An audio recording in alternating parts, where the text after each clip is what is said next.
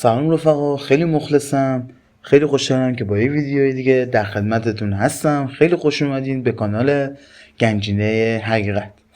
امروز میریم سراغ ریشه های باستانی ایران، از اولین تمدن ها تا شکوه هخامنشیان. اول از همه یه نکته خیلی جالب بگم خدمتتون که شاید به گوشتون نخورده باشه. اسم ایران ریشش از واژه آریا به نام نجیب میاد. قبل از اینکه شروع کنیم لایک، کامنت، سابسکرایب فراموش نشه. ممنون از لطفتون که ما رو همراهی میکنید. تاریخ سرزمین ما خیلی عمیق‌تر از چیزیه که تو رسانه‌ها و بعضی کتاب‌ها خوندیم و شنیدیم. بیایم با هم برگردیم به چند هزار سال قبل، به روزگاری که هنوز هخامنشیان و کوروش بزرگ به دنیا نیومدن.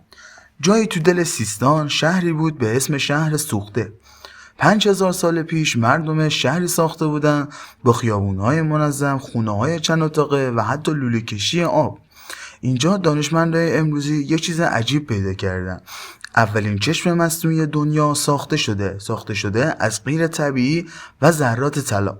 حتی یه تخت نرد قدیمی هم کشف کردن و پیدا کردن که از تخت نردهای امروزی هم کامل‌تره. باورتون میشه همچین تمدنی اینقدر پیشرفته بوده؟ حالا بریم به جنوب کرمان، تمدن جیروف. باستانشناسان میگن حتی از بین النهرین هم قدیمی تر بوده. ظرف‌های سنگی با نقش‌های عجیب مثل اژدهای بالدار و موجودات ناشناخته پیدا شده که هنوز معنای دقیقشون معلوم نیست. انگار مردمی زندگی میکردن که از رازهایی با خبر بودن که ما هنوز کشف نکردیم. چند سده بعد قدرت تازه‌ای تو فلات ایران شکل گرفت به نام ایلان که پایتخت شوش بود، شهری با خط و زبان مخصوص خودشون. ایلامی ها اداره منظم حکومت مرکزی رو داشتن، چیزی که اون زمان خیلی نادر بود. اما اولین امپراتوری بزرگ آریایی ها مادها بود.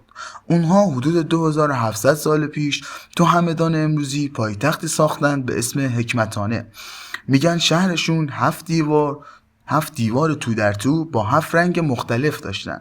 هر رنگ نماد یه فلز یا یه سیاره بود.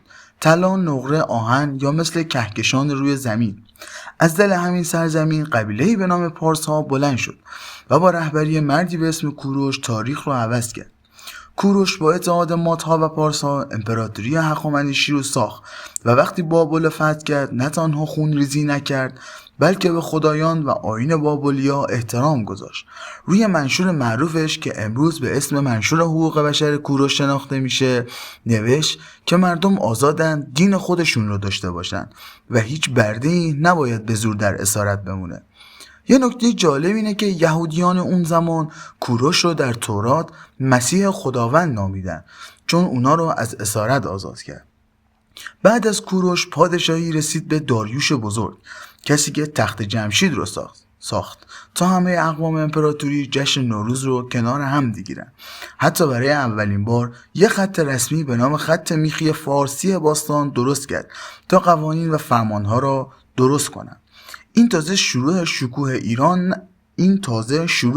ایران بود.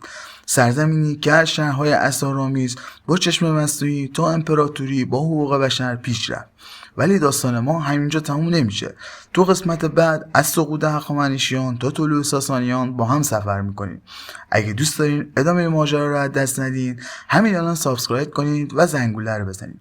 خیلی ممنون که تا اینجا ما رو همراهی کردین. چهارشنبه قسمت دوم به دستتون میرسه. یا علی مدد.